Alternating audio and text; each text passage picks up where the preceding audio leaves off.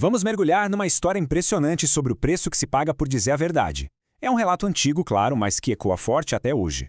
Uma história sobre convicção, sobre coragem e, principalmente, sobre as consequências de se falar aquilo que ninguém está a fim de ouvir.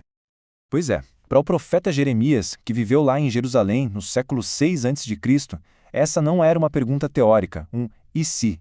Não, era a realidade dele, dura e crua. Para a gente entender por que Jeremias foi preso, primeiro a gente precisa sentir o clima da época. Imagina só o cenário. Jerusalém, uma cidade prestes a entrar em colapso, cercada por todos os lados pelo exército do gigantesco Império Babilônico. A tensão era quase palpável, sabe? O medo estava no ar. E bem no meio desse caos todo estava o rei Zedequias. Ele estava completamente encurralado. Um líder indeciso que até queria uma ajuda divina, mas que, na hora do vamos ver, simplesmente ignorou a única mensagem que talvez pudesse ter salvado todo mundo. E aqui o conflito fica super claro, né? A gente tinha duas versões da história rolando em Jerusalém.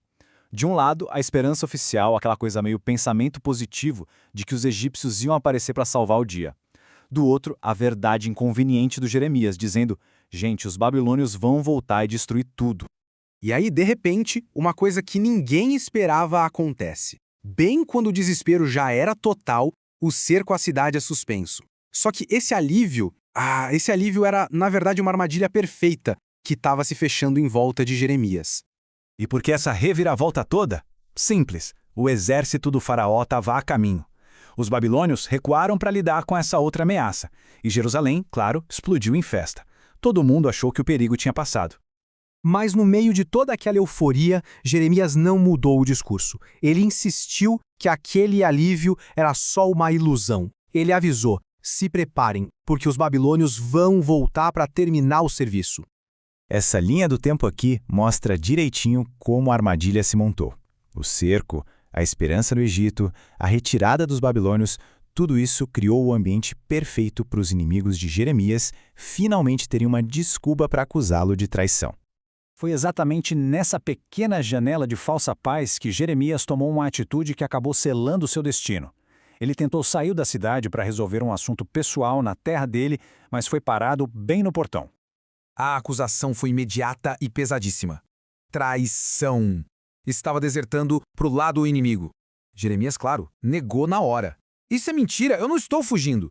Mas a palavra dele já não valia mais nada. A verdade ali não importava. Ele foi espancado e jogado na prisão. E a prisão dele não foi uma coisa só. Foi, na verdade, uma descida gradual e terrível para o fundo do poço. Ele passou por diferentes estágios e cada um era pior que o anterior. O objetivo aqui era bem claro. Era uma sentença de morte. Uma morte lenta e silenciosa. Era para ele afundar na lama e morrer de fome. Assim, a voz dele, a profecia dele, seria finalmente calada de uma vez por todas.